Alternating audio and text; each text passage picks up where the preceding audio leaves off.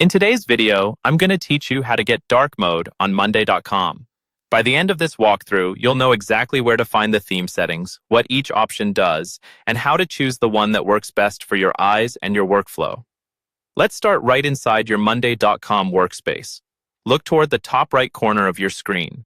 You should see your profile picture or your initials in a small circle. This is where a lot of your personal settings are stored. Go ahead and click that profile icon to open the drop-down menu.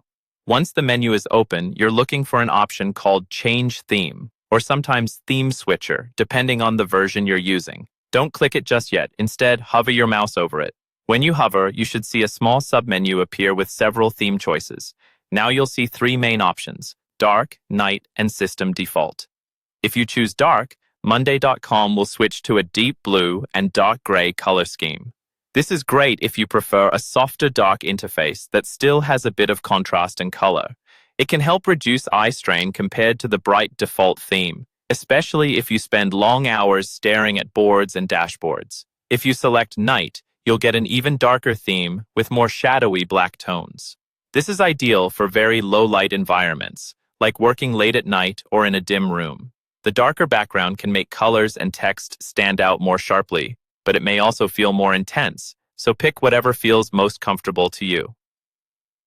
The third option is System Default. This one is really handy if you like your apps to stay consistent with your computer or browser settings. When you choose System Default, Monday.com will automatically match the light or dark mode you've set on your operating system or browser.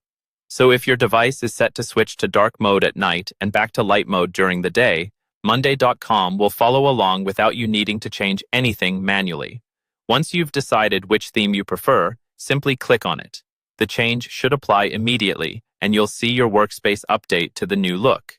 If it doesn't feel quite right, you can repeat these steps at any time and try a different option until you find the dark mode setting that fits your style and your eyes.